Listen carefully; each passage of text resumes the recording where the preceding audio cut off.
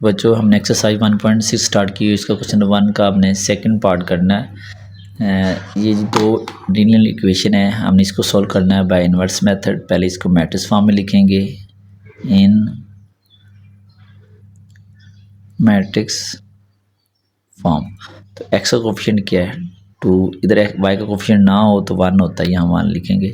फिर 6 का coefficient, x का कोफिशिएंट 6 और वाई का कोफिशिएंट 5, इनको एक मैट्रिक्स में लिख देंगे। ठीक है जी। अब दो वेरिएबल हैं, पहला एक्स है दूसरा वाई, इनको भी एक मैट्रिक्स में लिख लेंगे इक्वल टू 3 और 1, इनको ऐसे में दो मैट्रिक्स में। इसका नाम ए, इसका नाम कैपिटल एक्स, इसका नाम वाई। अब हमने सॉल्व करना है बाय इन्वर्जन मेथड। तो वो क्या होता है, ए को इधर ले आए बी से पहले, इसकी पावर आ जाएगी -1 बी, इसे पढ़ते हैं ए इनवर्स बी और इसका नाम दे दे 1। अब ए इनवर्स फाइंड करके बी से मल्टीप्लाई करेंगे तब हमारे पास वैल्यू आएगी। ठीक है जी। अब ए इनवर्स क्या होता है, joint of A over A determinant. ठीक है जी। पहले हम ए डिटर्मिनेंट फाइंड करेंगे, फिर इससे ए इक्वल टू 2 1 6 5 एक मैट्रिक्स लिखी, इसका लेंगे डिटर्मिनेंट 2 6 1 5, पैरेलल लाइन लगाएं, इन दोनों का आपस में मल्टीप्लाई करें 2 × 5 माइनस, फिर इन दोनों को मल्टीप्लाई करें 6 × 1, ये हो जाएगा 10 - 6 क्या आ जाएगा 4। ठीक है जी। अब हमने फाइंड करना है एडजॉइंट ऑफ ए। एडजॉइंट क्या होता है, ये 5 को 2 की जगह लिखते हैं और 2 को 5 की जगह लिखते हैं। इस डायग्राम के साइन करते हैं, ये +6 है तो -6, ये +1 है तो -1। ठीक है जी।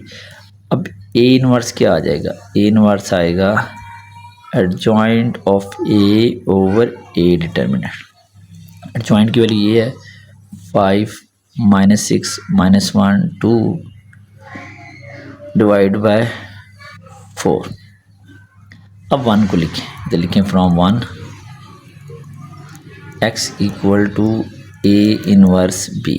अब ए इनवर्स की वैल्यू ये है 5 - 6 -1 2 डिवाइड बाय 10 और b की वैल्यू क्या है 3 1। ठीक है जी। अब मल्टीप्लाई करें, फर्स्ट रो फर्स्ट कॉलम। ठीक है जी। पहले को पहले से मल्टीप्लाई करें 5 × 3, फिर लगाते हैं प्लस, फिर दूसरे को दूसरे के साथ -1 × 1।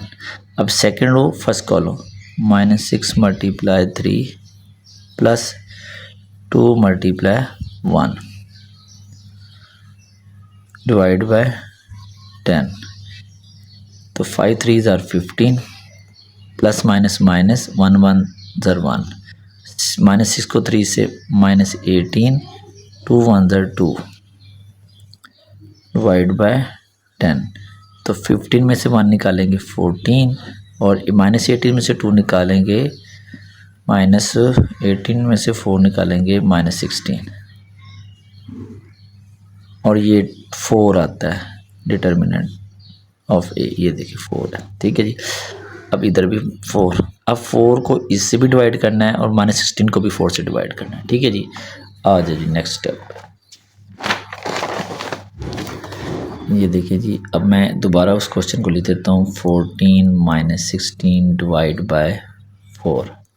अब 14 डिवाइड बाय 4 -16 डिवाइड बाय 4।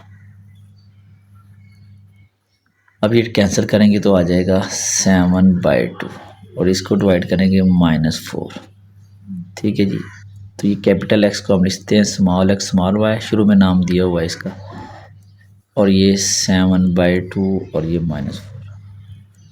तो पहली वैल्यू एक्स की इक्वल है, x इक्वल टू 7/2 और y इक्वल टू -4। ठीक है बच्चों। अब आपने सोल्यूशन सेट में लाजमी लिखना है इसको। सोल्यूशन सेट में पहले x की वैल्यू कॉमा फिर y की वैल्यू।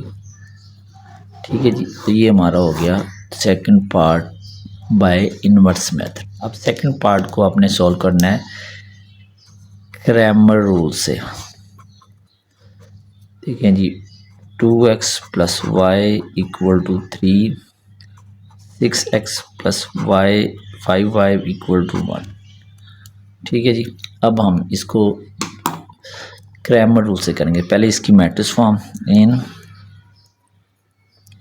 मैट्रिक्स फॉर्म कोफिशिएंट लिखें x का 2, इधर y का ना हो तो 1 होता है। ठीक है जी, इधर x का कोफिशिएंट 6, इधर y का कोफिशिएंट 5, इधर पहले x फिर y फिर 3 1। ठीक है जी, इसका नाम दें capital X capital Y equal to B। अब सॉल्व किससे करना है? क्रैमर रूल से। इधर लिखेंगे by Cramer's rule. Cramer rule क्या होता है जी? देखिए जी, small x equal to A X determinant over A determinant, फिर small y A Y determinant over A determinant. अब हमने A X E determinant A Y E determinant find करके इधर पुट करना है, तो फिर हमारे पास एक्स और वाई की वैल्यू आएगी। पहले हम फाइंड करते हैं ए का डिटर्मिनेंट। ए की वैल्यू लिखें 2 6 1 5, पहले मैट्रिक्स लिखी। ठीक है जी, अब लेंगे डिटर्मिनेंट, इधर भी पैरेलल लाइन इधर भी पैरेलल लाइन। ठीक है, अब डिटर्मिनेंट लें, पहले इस डायगोनल को मल्टीप्लाई करते हैं, 2 मल्टीप्लाई 5, फिर अपनी तरफ से माइनस लगाते हैं, फिर 6 को 1 के साथ, ये आ जाएगा 10 माइनस 6 क्या आ जाएगा 4, 0 नहीं आया। अब हम फाइंड करेंगे ए X determinant. A X determinant लिखेंगे तो एक्स का कोफिशिएंट है ना 2 और 6, यहाँ हम 3 और 1 लिख लेंगे बी की वैल्यू, और वाई का कोफिशिएंट साथ लिख लेंगे 1 5। इसको इससे मल्टीप्लाई करें 3 मल्टीप्लाई 5 माइनस इसको इससे 1 मल्टीप्लाई 1, तो हो जाएगा 3 5 15 माइनस 1 इक्वल टू 14। ठीक है जी, अब हम ए वाई डिटर्मिनेंट भी फाइंड कर लेते हैं। ए वाई डिटर्मिनेंट क्या होता है? ये एक्स का कोफिशिएंट लिख लेंगे 2 6, और जो वाई का कोफिशिएंट है 1 और 5 यहाँ लिख देंगे 3 और 1। ठीक है जी, पहले 2 को 1 से मल्टीप्लाई करें, 2 मल्टीप्लाई 1, फिर माइनस 6 मल्टीप्लाई 3, ये हो जाएगा 2 माइनस 18 इक्वल टू माइनस 16। ठीक है जी, ये हमारे पास वैल्यू आ गई ए एक्स डिटर्मिनेंट की, ए वाई डिटर्मिनेंट की और ए डिटर्मिनेंट। अब दोबारा क्रैमर रूल लिखें, इधर लिखेंगे बाय